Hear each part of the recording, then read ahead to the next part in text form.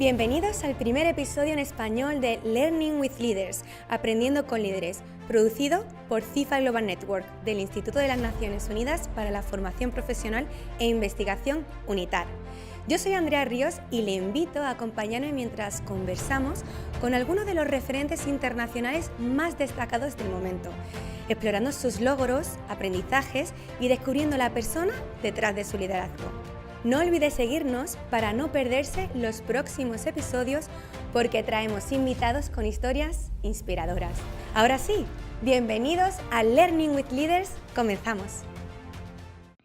Diplomático de carrera, Luis Gallegos ha dedicado casi 6 décadas al servicio internacional. Embajador de Ecuador en países como Australia y El Salvador y representante del país ante las Naciones Unidas en Nueva York y en Ginebra. Ha ocupado cargos de alto nivel trabajando con destacados líderes mundiales. Se ha consolidado como un referente global en derechos humanos, dejando un legado que trasciende fronteras y generaciones. Bienvenidos a Learning with Leaders, Aprendiendo con Líderes. Hoy tenemos el gran placer de contar con la presencia de Su Excelencia Embajador Gallegos. Muchísimas gracias por participar en el episodio de hoy. Muchísimas gracias. Es siempre un honor y además muy agradable la conversación contigo. Muchísimas gracias. Luego hablaremos de su gran trayectoria, de su gran carrera como diplomático. Pero antes, ¿quién es Luis Gallegos? Es difícil autodefinirse a uno mismo. ¿Quién es? Quizás mi mujer podría hacerlo mejor que yo en términos de esto, pero yo soy diplomático, soy un funcionario del Servicio Exterior de Carrera del Ecuador. Ingresé muy joven al Servicio Exterior ecuatoriano. Estudié Derecho, tengo un doctorado en Derecho, una licenciatura en Ciencias Políticas, una maestría en Diplomacia de la Universidad de Fletcher y Harvard. He estudiado muchas cosas, he enseñado muchas cosas. Hoy en día soy más profesor que en distintas instituciones del mundo. Mi vida profesional llevó a que tenga muchas actividades dentro del concierto internacional y lo que hago hoy en día es, soy presidente del directorio de UNITAR. Después de 6 años voy a terminar entregando la presidencia. Soy presidente de la Fundación de la Iniciativa Global para Envejecimiento. Soy presidente del World Institute on Disability. Soy miembro de una docena de directorios, de boards of directors que van desde sectores empresariales a sectores de discapacidad, a sectores de derechos humanos. Tengo vinculación académica con varias instituciones alrededor del mundo, con Harvard, con American University, con la Universidad de Syracuse, con la Universidad de Malta, con la Universidad de Shanghái. Tengo intereses, escribo columnas de opinión y tengo una vida muy activa en términos de invitaciones a conferencias para tratar distintos temas. Tengo fundamentalmente mi concentración es derechos humanos, discapacidad y ahora envejecimiento, mayores adultos, longevidad, pero también trato temas como los robots asesinos, o las armas autónomas letales, los temas que tienen que ver con tortura, los temas que tienen que ver con derechos humanos y transnacionales en términos generales. Parecería un campo muy amplio, pero cada uno tiene una especificidad. Y eso ha marcado un poco el diario aprendizaje de tratar estos temas, tratando de profundizar cada vez más y viendo las variables de un mundo cambiante constantemente, en donde todos los días hay nuevos retos para la humanidad en general. ¿Y cómo se definiría como persona?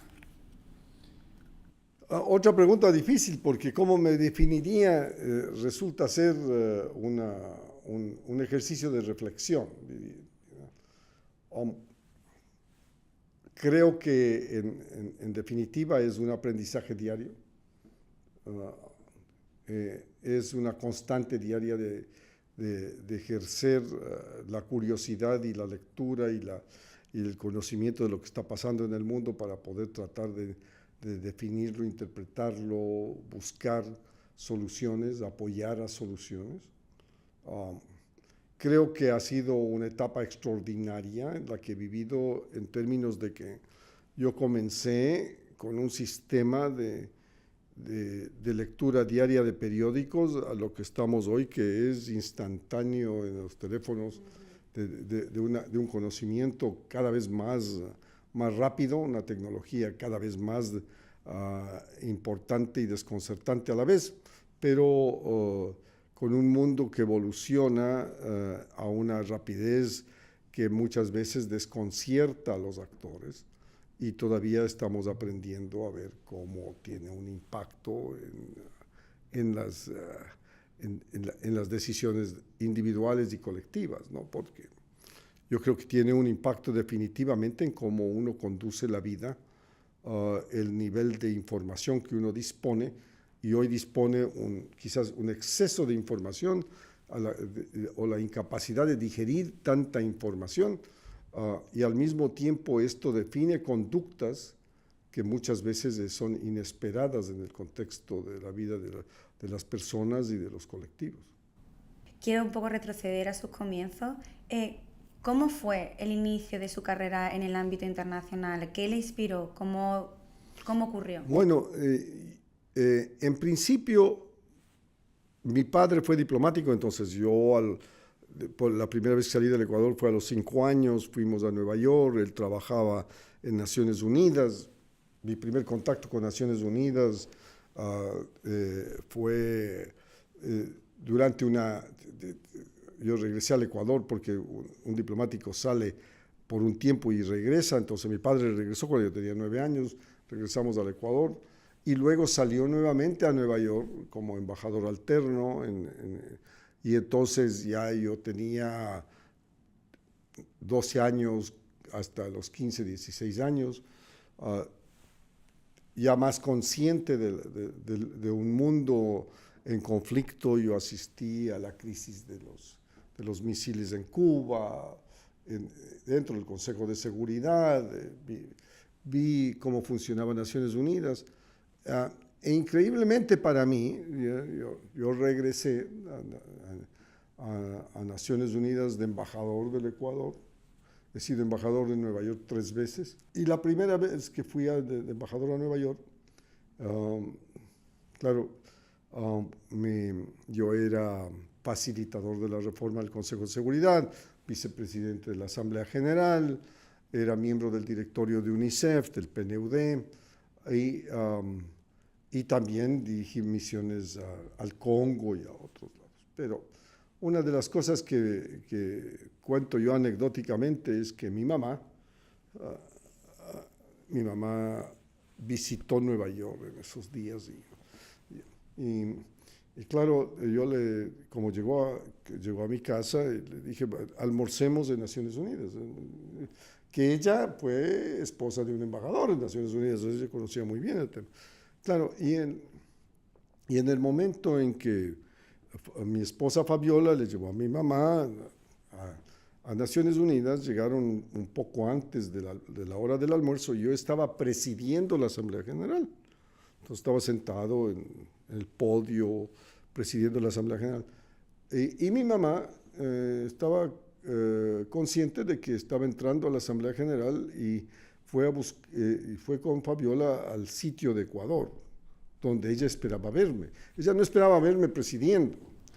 Claro, y para ella fue una sorpresa enorme encontrarme presidiendo la Asamblea, y claro, todo esto fue muy emotivo para ella y para mí, porque el entorno, como tú me dices, ¿dónde principió esto?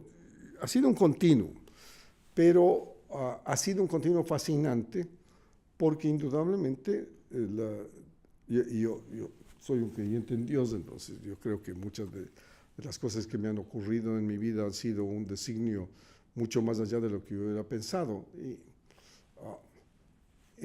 Y Naciones Unidas ha sido un sitio donde hemos trabajado intensamente, no, en muchas causas y que me ha dado la oportunidad para que un diplomático ecuatoriano pueda tener una influencia sobre temas que afectan la vida de millones o centenares de millones de personas por las causas de la discapacidad o de las causas del aging o por las causas de la tortura o las causas que acabo de mencionar.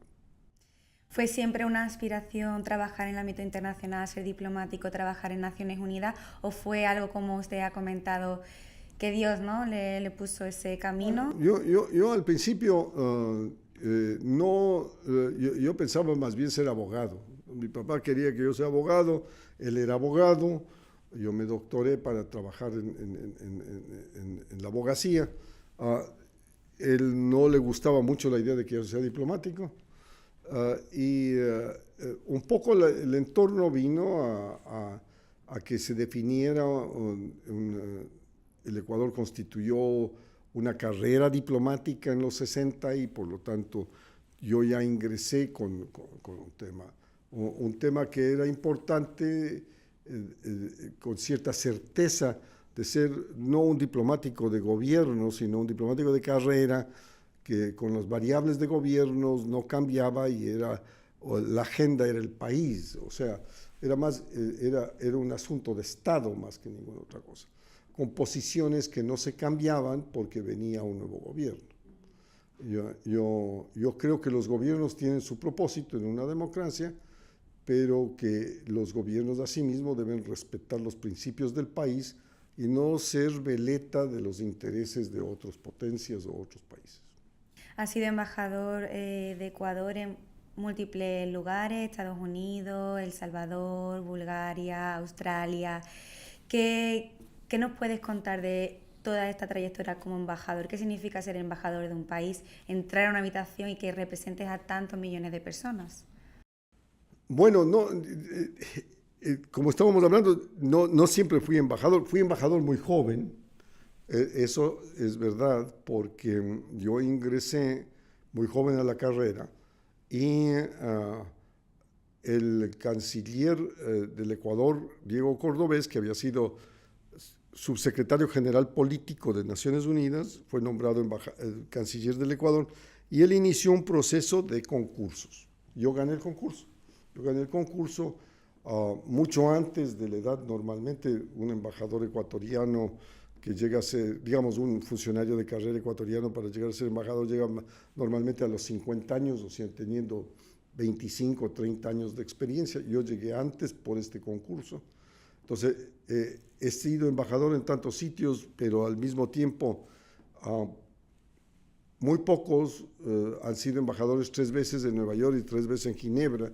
El multilateralismo me ha definido en mucho y la embajada más compleja que he manejado ha sido la de Estados Unidos. La relación con una potencia como Estados Unidos siempre tiene para un país, cualquier país del mundo, una enorme complejidad, cualquier circunstancia histórica en que viva. Y yo creo que eso ha definido en mucho mi vida. Y un poco el tema es, si yo aspiraba a ser diplomático, yo en realidad,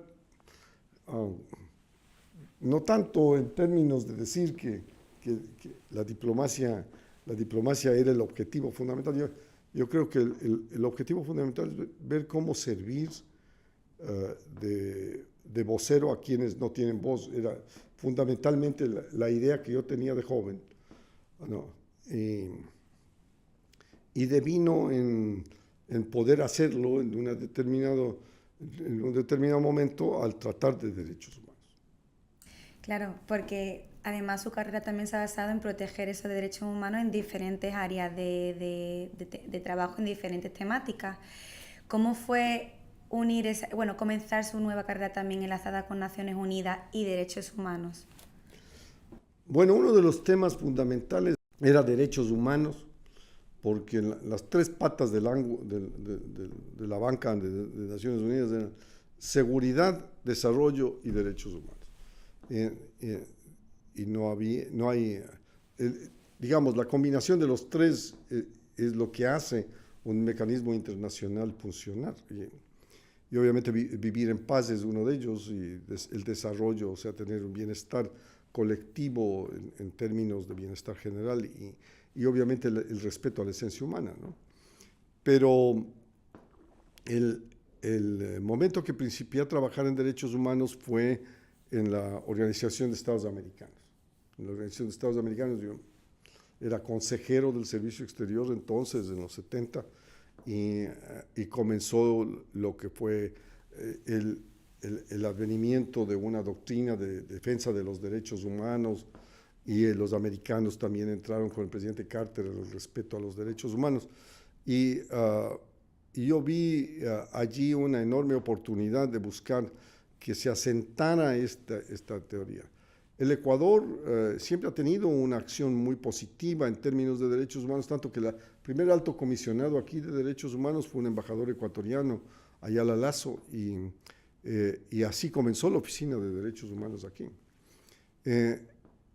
Pero la enorme y espectacular dimensión de los derechos humanos fue otro de los temas relevantes, hoy en día cuestionados por muchos de los sectores.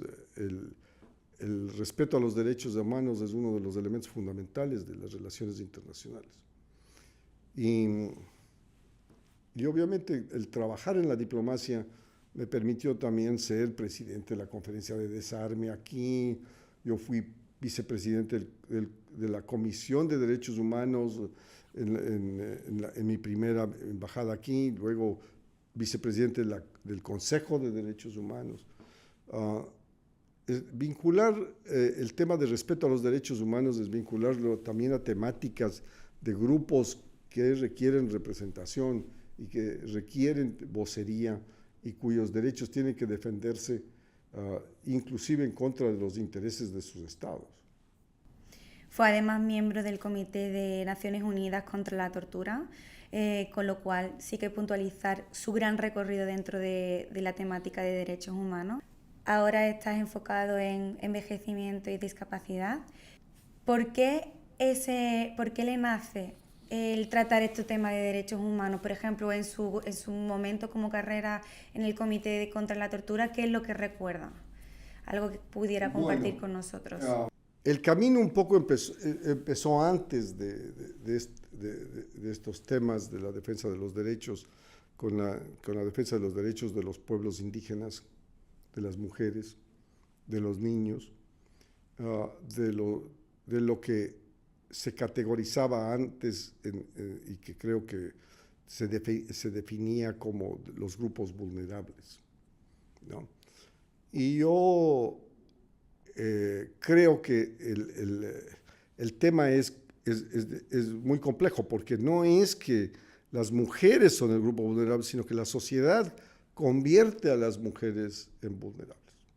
La sociedad, no es que un niño sea vulnerable, se convierte a los niños en vulnerables por el trato y la discriminación que se tiene. Y lo mismo en temas indígenas o afroecuatorianos o afroamericanos o africanos, en términos de tema de raza, entonces ese tipo de discrimen que tenemos en las sociedades globales y que hoy regresa con un ímpetu por la polarización, siempre ha sido uno de los temas que yo he pensado y he creído que es necesario tener la capacidad de defender esos derechos intrínsecos. O sea, los derechos humanos no son concesiones, son de la esencia misma de la persona. Y quizás esa experiencia diplomática de mis padres y de mis abuelos y me permitió conocer estas diferencias, conocer el mundo islámico, conocer el tema del trato de género en distintas actitudes, conocer de lo que ha ocurrido. Entonces, claro, cuando me eligieron, porque fue una elección para ser miembro experto del Comité contra la Tortura, yo fui elegido a título personal. No necesariamente esto es un tema que gusta a los estados, el que uno sea miembro y critique a los otros estados sobre el tema de tortura, y es la Convención contra la Tortura y otras penas y tratos degradantes. Entonces, claro, violencia contra la mujer era uno de los temas, ¿no? El tema está en cómo vinculas el trato de una diferenciación de derechos humanos en el manejo de una diplomacia contextual. O sea, yo creo que los estados que han firmado los convenios, los 10 convenios que han creado estos comités de monitoreo en la Oficina del Alto Comisionado para Derechos Humanos, están regidos porque ellos firmaron y ratificaron esos convenios y tienen que obedecerlos y tienen que monitorearse, tienen que controlarse, porque no todo es lineal. Los estados pueden defender hoy y viene un gobierno y cae. O sea, el problema es que tiene que ser constante el monitoreo por parte de los especialistas del tema del cumplimiento de esos derechos humanos. Era un momento difícil porque yo fui miembro del Comité contra la Tortura cuando los americanos habían sufrido unos años antes del ataque a las Torres Gemelas y por lo tanto habían legitimizado en parte la tortura y la crítica al tema del uso de la violencia y los tratos inhumanos y degradantes. Entonces, no fue una etapa fácil. No, ni lo uno ni lo otro. O sea, cada uno de estos temas tiene una complejidad, ¿no? Tiene una complejidad porque la sociedad discrimina en contra de las personas con discapacidad. Y discrimina contra esta minoría porque cree que es una minoría, porque cree que el niño que nace discapacitado o la persona que se discapacita por un accidente o por enfermedad o por guerra, como está ocurriendo todos los días, hay personas discapacitadas por los ataques que ocurren en los 60 conflictos en Gaza y en Ucrania. ¿Ya? Pero ciertamente cuando cambias de chip y dices, bueno, yo a los 65 años, conforme vaya envejeciendo, voy a tener alguna discapacidad, entonces no solo son ellos, esta minoría en una esquina, sino somos nosotros. Entonces esos derechos que yo estoy defendiendo, son defendiendo también lo que me puede pasar a mí. Claro. Y ahí cambia una visión de la vida en donde dice, a ver, no es que estoy defendiendo el interés de la madre que está cuidando a su hijo con discapacidad, no, estoy defendiendo también el hecho de que van a haber muchos cientos de millones de personas que tengan Alzheimer, que tengan problemas de discapacidad, que en un momento determinado pueden volverse personas con discapacidad sin necesariamente quererlo. Yo no soy un especialista en discapacidad, yo no soy un especialista en ancianidad. Entonces, yo soy un diplomático que trata de negociar y poner a estos 193 países de acuerdo en cómo deben tratar a futuro a estas personas, qué derechos se deben dar a estas personas y garantizar ese derecho. Y fundamentalmente lo que estamos hablando es de la dignidad, o sea, de las personas, darles la dignidad que merecen durante su vida. Y en el caso de los mayores adultos como yo, el que podamos morir con dignidad. Ahora, en muchos de los casos esto es entendible, en muchos de los casos es resistido. Muchas sociedades no aceptan cambios como estas dimensiones, consideran que los derechos humanos normalmente no son un tema que impera sobre sus legislaciones internas y tienen visiones obstruccionistas, ¿no? Por eso te decía, no es un tema lineal en donde una sociedad acepta, sino que puede haber una regresión. Puede haber una regresión y tú lo ves todos los días en la historia del tan complejo mundo, que hay regresión en los derechos de las mujeres, hay regresiones en los derechos humanos, de los prisioneros, de la tortura. No es que avanzamos solamente, sino que muchas veces hay que cuidar que no haya esa regresión. Desde una perspectiva más amplia de toda su carrera, ¿cómo considera que la protección de los derechos humanos se ha desarrollado de antes hacia ahora? Esa regresión que estaba comentando, esa línea, ¿cómo observa que a día de hoy globalmente se encuentra? Yo creo que hay una regresión palpable en estos momentos con una posición americana en contra de la inclusión en contra de las personas que son de distinto tipo o personas que tienen para las nociones de un etnocentrismo una diferencia. Yo creo que el mundo va a tener cambios cíclicos de esta cosa. Yo creo que hay una reversión en cuanto a los migrantes. Yo creo que el tema migratorio está afectando a la composición de los países. El tema migratorio, hablando económicamente de migrantes económicos, ha sido el que ha sostenido el desarrollo de Estados Unidos y de Europa por el decrecimiento de la fertilidad y por la carencia de mano de obra. Ha hecho ricos a estos países. Y hoy en día hay un rechazo por lo que es normal, que es el cambio de introducción de los migrantes en estas sociedades. Igual puedes decir en el tema de los derechos de las mujeres, el derecho de control de su cuerpo. Yo veo con preocupación las tendencias que están ocurriendo en el mundo con relación al tema de los derechos humanos. Creo que es cíclico, creo que se recuperará, creo que habrá un respeto a futuro mayor. Yo creo que las regresiones son propias de los momentos políticos de crisis y pueden llevar a mayores crisis. Pero yo soy un convencido de que los derechos los derechos humanos de las personas deben ser el principio de la defensa de los derechos del colectivo humano. Sin esa defensa de la individualidad, de la independencia, de la libertad de expresión, de la facultad de decidir por uno solo, sin esos derechos no hay una sociedad democrática que pueda servir. Yo entiendo los autoritarismos, entiendo perfectamente cómo funcionan, pero creo que es momento de buscar más bien una democratización del mundo dentro de los cuales haya un respeto a los seres humanos por su esencia. Hablando de ese regreso y esas preocupaciones, ¿no?, de la situación actual, ¿podemos decir que también hay una cara B positiva de avance? Por ejemplo, el tema de envejecimiento, o incluso discapacidad. Hace relativamente poco, ¿no?, que la sociedad civil y organizaciones pedían, ¿no?, que esa temática se pusiera encima de la mesa, y a día de hoy podemos decir muy recientemente, pero se están poniendo en valor, ¿no?, el deber que tenemos de proteger, ¿no?, por ejemplo, a las personas mayores.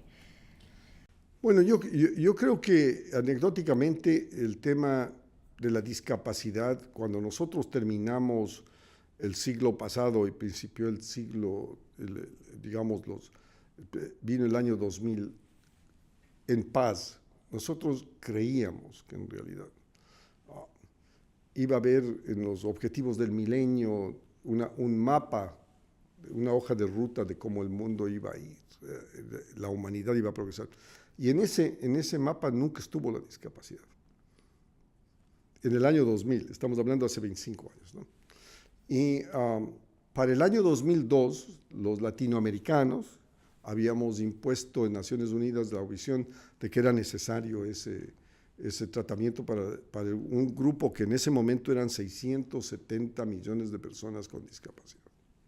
¿Ya? Hoy en día son 1.300 millones.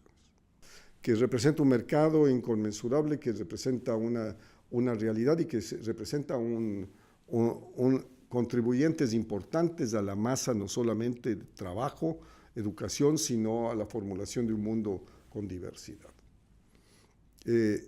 Pero el tema era cómo buscar que los países aceptaran esto, cada uno con su cultura distinta, ¿no? O sea, el tema de la discapacidad es un tema complejo porque mucha gente depende de cómo mira la discapacidad. Yo creo que el ejercicio de verse al espejo, de mirarse en el espejo y ver cómo reacciona uno ante un niño con autismo, ¿ya?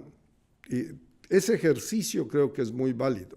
¿Cómo reacciona uno a un niño que entra a un restaurante donde uno está y que es un niño con autismo? ¿Cómo reacciona ante una madre que tiene un niño con autismo? ¿Cómo reacciona el padre y la madre ante un niño con autismo. Y yo estoy poniendo un casos específicos entendibles, ¿no es cierto? Pero uno puede convertirse en discapacidad porque se cae en una bicicleta, ¿ya? Y ciertamente cuando uno envejece va a tener alguna discapacidad, ¿no? Y uno aprende esto en la vida.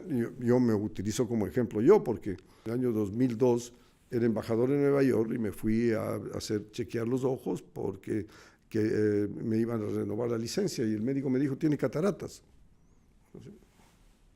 Tiene cataratas, tiene que operarse las cataratas. Yo le dije, pero el médico oculista me dijo que las cataratas iban a venir muy tal. Sí, pero ya llegó, ¿no? O sea, hágase operar las cataratas. Yo me hice operar las cataratas y el médico me dijo, quiere ver sin lentes, quiere ver sin gafas.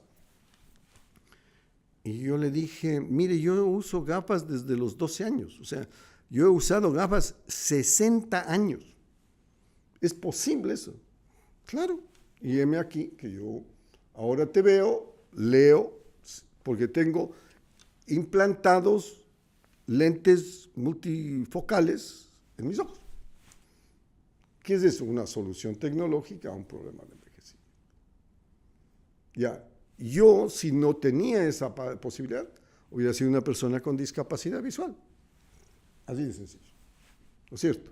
Entonces, por eso yo soy un firme creyente en que la innovación tecnológica, la inteligencia artificial, los problemas de los teléfonos inteligentes pueden ser contribuyentes a hacer la vida de una persona más efectiva, más influyente, más activa y de otra. Cuando yo entré en el tema de la discapacidad de los mayores adultos, fue porque yo asistí en Nueva York, cuando cerraron la ciudad de Nueva York, a que en un buen día se morían 1,000 personas diarias, pero 1,000 personas diarias en los ancianatos. Entonces dije, esa gente se está muriendo sin dignidad. Esa gente está muriendo sin su familia, sin el acceso a un recurso. Se está muriendo porque no sabemos qué hacer con ellos. Y peor aún, cuando me nombraron canciller, me pidieron ser canciller en el momento de la pandemia, y me encontré con que los países desarrollados decidieron suspender la venta de las vacunas de los países en desarrollo. Y por eso propuse, como Ecuador, una resolución en el Consejo de Derechos Humanos para que la vacuna sea un derecho humano. ¿Ya? Hoy estamos asistiendo a otra reversión, que son los antivacunas. ¿Ya? O sea, las complejidades van a ver. ¿Cómo interpretas la vida en términos de decir cuál es el bien común, ¿no? O sea, si los desarrollados no están dispuestos a vendernos, los desarrollados occidentales a vendernos a nosotros las vacunas, ¿dónde compro las vacunas? En la China. Entonces las primeras vacunas mías fueron chinas. ¿Ya?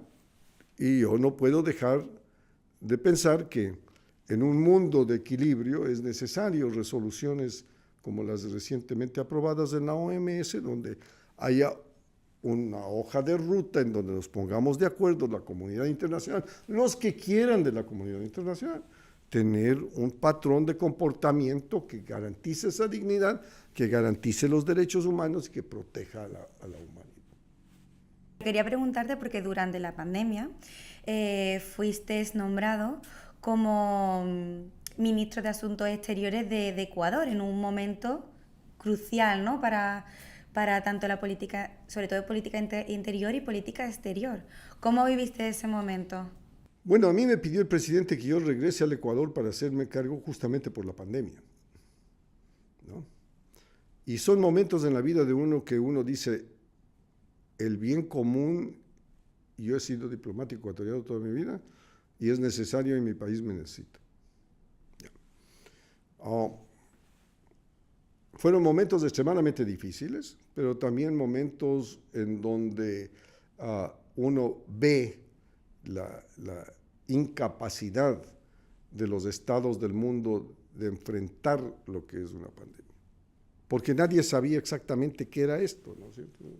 nadie sabía cómo solucionarlo. Sí, había la perspectiva de que iba a haber una vacuna o una que le llamaron vacuna, pero que a la larga estamos conviviendo todavía con el COVID-19, estamos viviendo con las variables del COVID-19. Lo que pasa es que en un momento de disonancia cognitiva ya no usamos las mascarillas.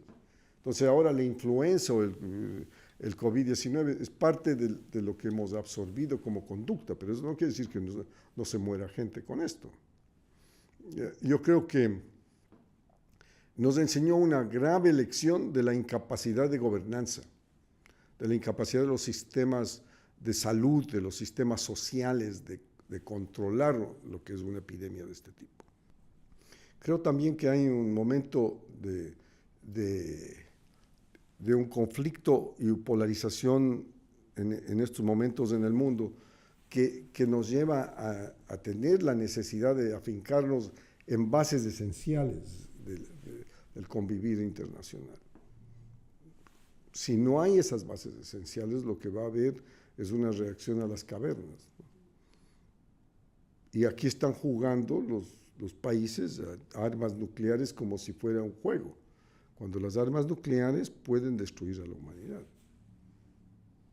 Y los actores internacionales que poseen armas nucleares están tan frescos invirtiendo en mejorar el arma de destrucción masiva. Por eso yo creo que todas las armas de destrucción masiva, sean atómicas, biológicas, químicas, deben ser eliminadas, que es la única manera de garantizar al mundo que no desaparezca. Además, estaba comentando al principio de esta entrevista que también existe esa nueva arma, ¿no?, del futuro, el robot inteligente. Hace algunos años yo presidía un comité dentro de Naciones Unidas, porque yo era presidente de la Conferencia de Desarme, y el mecanismo de desarme creó un grupo de trabajo sobre armas autónomas letales. Es un arma que no necesariamente es comandada por un ser humano. Tú tienes esas armas como un dron artillado que, manejado desde el otro continente, ataca a un enemigo y destruye no solamente al enemigo, sino a un edificio de departamentos de 30 pisos. O sea, este tipo de armas comandadas por seres humanos es un tema recurrente. Para dar una conferencia, algún momento investigué, y cada 30 segundos se levanta de algún aeropuerto del mundo un dron artillado.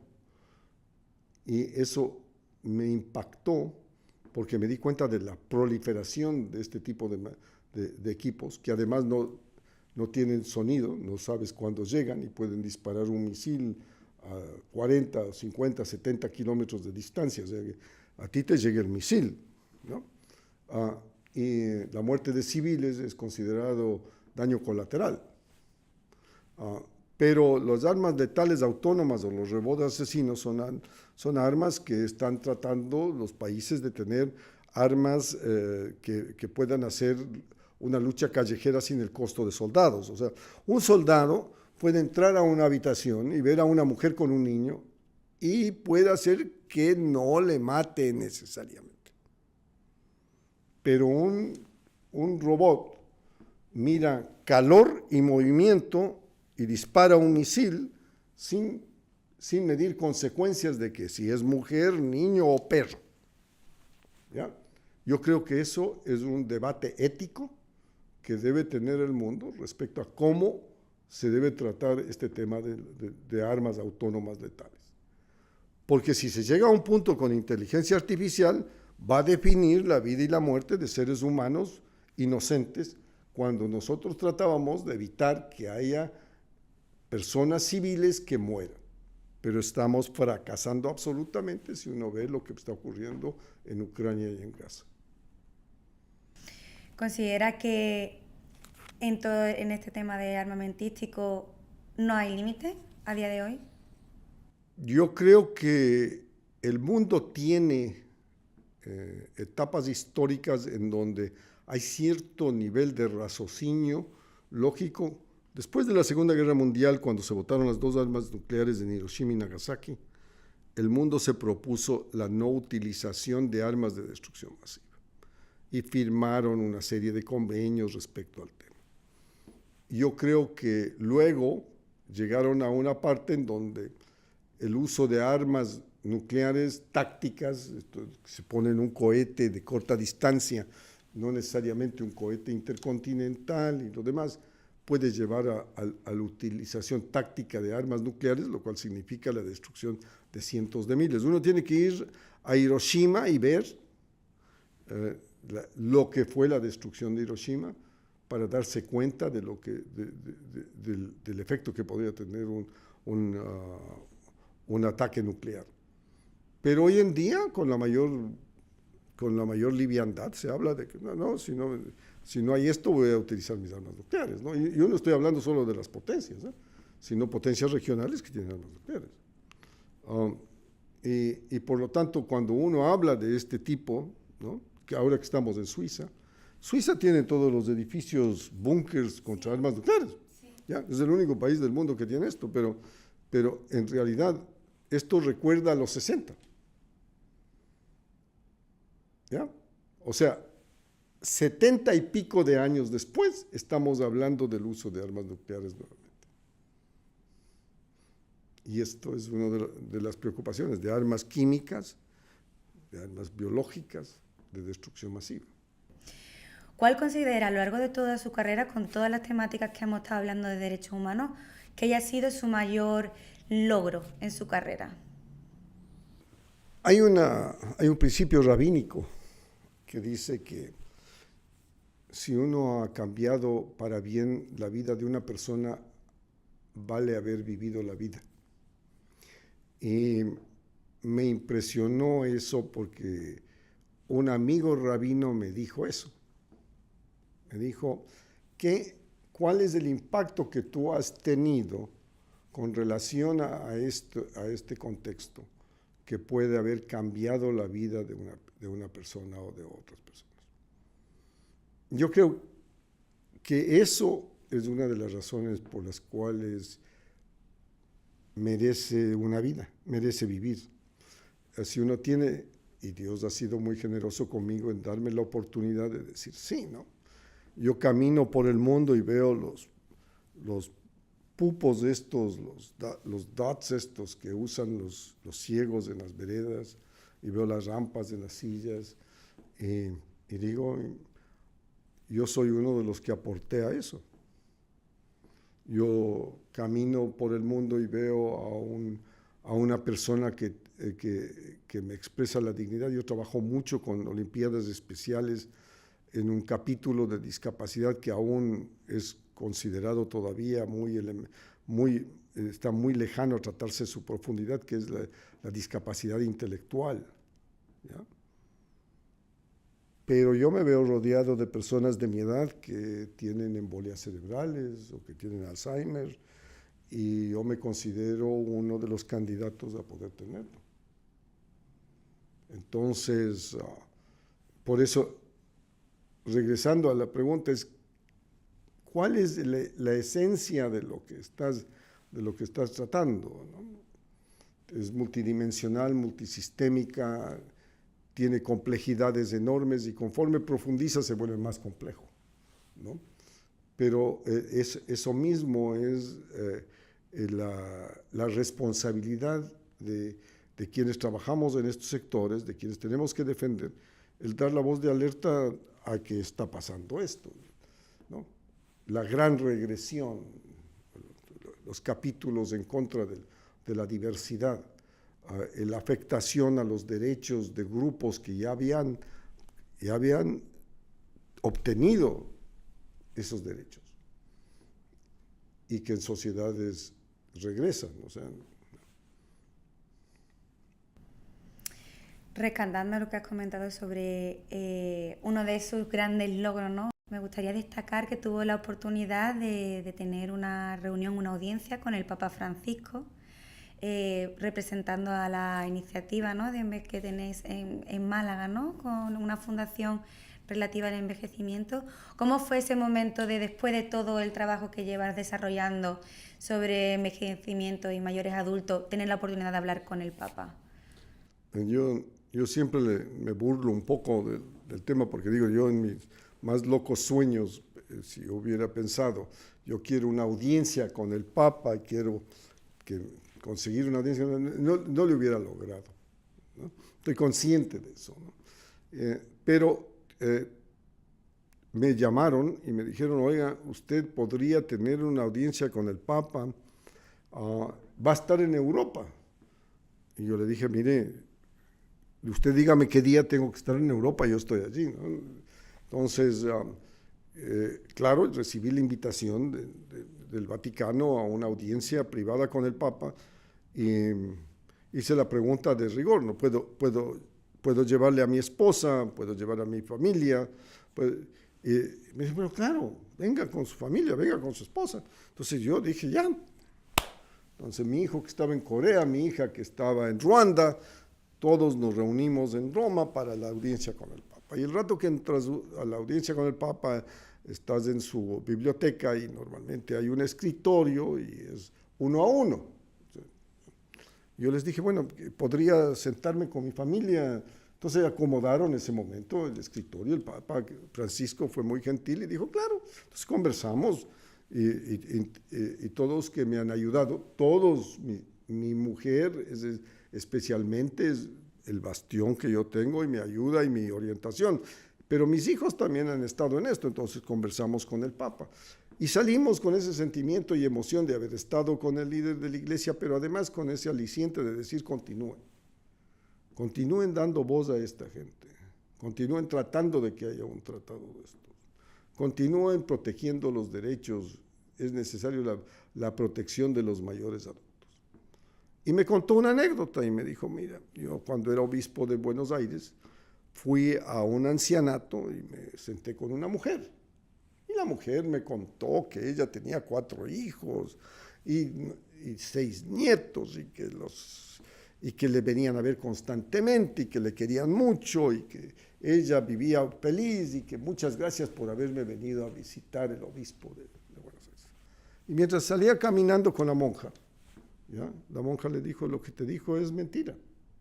Nadie la viene a ver. ¿Ya? Y entonces, en la ilusión de esta mujer, estaba a sentirse querida después de haber aportado toda su vida a sus hijos. Y esa irracionalidad en muchos de los casos, en términos de decir, bueno, ese comportamiento se debería hacer, nace de este sentimiento de aislamiento, de no protección y demás, ¿no? Yo creo que nos falta mucho a los seres humanos para hablar de temas emotivos o que causan esas reacciones, ¿no? Porque es preferible hacer una simbiosis, una disyuntiva cognoscitiva de no tratarlo. Es más cómodo no tratarlo, no incomodar a la gente, ¿no? Yo preguntaba una vez en un viaje a África cuál era el problema central y era la demonización de la discapacidad. ¿Ya? La demonización de la discapacidad es decir, el niño está discapacitado porque seguramente su padre o su madre fueron embrujados, fueron sancionados por algo que hicieron durante su vida. Es un castigo. Y tú tiendes esta tendencia a decir, por valores religiosos, por la manera de conducción, la manera de hacer esto. Entonces, es por eso el ejemplo del espejo, ¿no?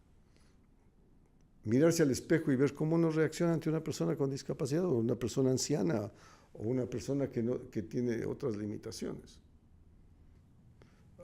Yo he estado en Congo, en el este del Congo, yo he liderado misiones al este del Congo, donde la violación de las mujeres es un arma de guerra.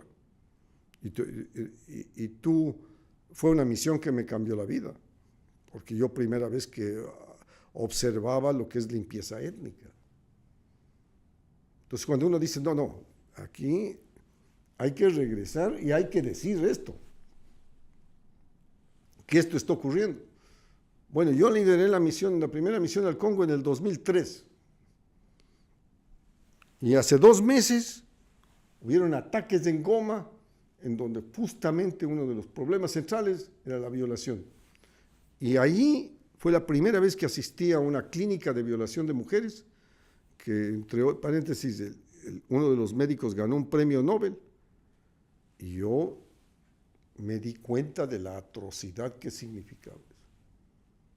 Entonces, hay momentos en la vida de una persona que este tipo de cosas le cambian y le hacen pensar que es necesario hacer los esfuerzos que uno pueda por tener esa consistencia, o por lo menos explicar esta consistencia a los otros seres humanos que pasan su día a día sin darse cuenta de que esto está ocurriendo, y si llega a la noticia, pues la prefieren poner a un lado porque es desagradable. Como gran defensor de los derechos humanos, ¿quién ha sido tu gran inspiración? Mira, yo creo que hay personas en la historia contemporánea que han sido extraordinarios defensores, ¿no? Como Gandhi o Luther King, pero hay muchísimos más que son esas personas que no se las conocen, ¿no? Cuyos nombres no aparecen en los léxicos, que inclusive han sacrificado sus vidas por esto, ¿no? Yo creo, por ejemplo, que la Oficina del Alto Comisionado de Derechos Humanos hace un gran esfuerzo en esto. Como defensor de los derechos humanos, constantemente está reclamando la defensa de los derechos humanos. Pero es necesario para mí, como abogado, tener instrumentos vinculantes que obliguen a las entidades, que obliguen a los países a cumplimiento. No es un tema voluntario. Yo no creo que es un tema voluntario la defensa de los derechos humanos. Yo creo que es un tema obligatorio. Y no acepto esto de que vamos a ponernos de acuerdo y entonces las empresas y los núcleos sociales van a operar sobre el tema voluntario porque ellos quieren hacer bien. No. Quieren hacer bien porque hay una legislación que tiene que seguir y tienen que ir avanzando, porque los cambios son tan grandes que tienen que defenderse esos temas. Y es la esencia del ser humano. Una de las cosas que aprendí de muy joven es, si tú no estás dispuesto a defender tus derechos, si tú no estás dispuesto a defender los derechos de los otros, ¿con qué cara vas a actuar cuando verdaderamente llegue el mundo a perseguir a los otros, a torturar a los otros, a encarcelar a los otros sin base legal, como lo que ocurre en muchas partes del mundo? ¿Cuál mensaje le gustaría dejar a las personas que se dedican día a día y ensalzar a las personas que están en terreno trabajando por los derechos humanos, ya sea la temática que sea, porque hemos mencionado varias durante esta entrevista? ¿Qué mensaje le gustaría dejarles? Mira, yo tengo una gran admiración por aquellas personas que trabajan en el terreno, especialmente en aquellas que trabajan en zonas de conflicto, ¿no? Yo recuerdo en la ciudad de Goma, en el este del Congo, una mujer rubia, ¿no?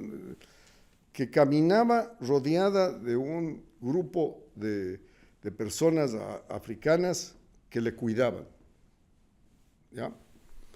Y claro, el convoy que yo estaba era un convoy de Naciones Unidas con chalecos antibalas y cascos. Y le hice parar al convoy para preguntar. Y era una doctora de la clínica de violaciones que trabajaba allí, y los que le estaban rodeando eran el pueblo que le cuidaba. Y me llamó extraordinariamente la atención de que personas como ella estén dispuestas a ir a los sitios como ese. Y cuando veo a los Médicos Sin Fronteras y veo a las personas dedicadas a luchar por los derechos humanos, tengo un enorme respeto a quienes dedican su vida a eso. Pero también creo que cada ser humano tiene que aportar a esto, porque la regresión de los derechos es una constante en la vida de los pueblos. Podemos comprobar que a lo largo de su carrera ha sido un gran líder por todo lo que nos ha estado comentando. Muchas gracias por compartir su trabajo, su experiencia y los valores, ¿no?, que le acompañan. Antes de irse, nos gustaría concluir con una pregunta que le hago a todos los que vienen al podcast, y es: ¿cuál consejo le darías a alguien que quiere ser un líder? ¿Cuál es la fórmula de su éxito? Yo no sé si hay una clave. No, yo he asistido a muchos sitios, la iniciativa de Harvard sobre liderazgo avanzado, este tipo de cosas, y en muchas universidades hay este tipo de cosas. Yo creo que persistencia, que entrega, que claridad de pensamiento, que vocación de liderazgo, porque uno puede ser líder en muchas cosas, supongo, en términos empresariales o en términos políticos o en términos de cualquier cosa. Pero fundamentalmente yo creo que es un ejercicio diario, ¿no? No es que de repente de la noche a la mañana le cae a uno, es el ejercicio diario, el esfuerzo diario, el esfuerzo de años de buscar comprender, afincarse, esforzarse en esos manejos, ¿no? Estar bien informados, poder argumentar con suficiente razonamiento y fuerza la causa de lo que estamos hablando. Yo creo que es la entrega también que hace una persona, y si tiene las condiciones de familia, si tiene las condiciones de su compañero o compañera, si tiene las condiciones de la sociedad en que vive para poderlo hacer, es una extraordinaria capacidad que uno tiene. Muchísimas gracias, embajador Gallegos, y ha sido un placer tenerle hoy con nosotros, pero antes de que se vayan nos gustaría que por favor firmara nuestro banner para que su mensaje quedara en Learning with Leaders. Encantado.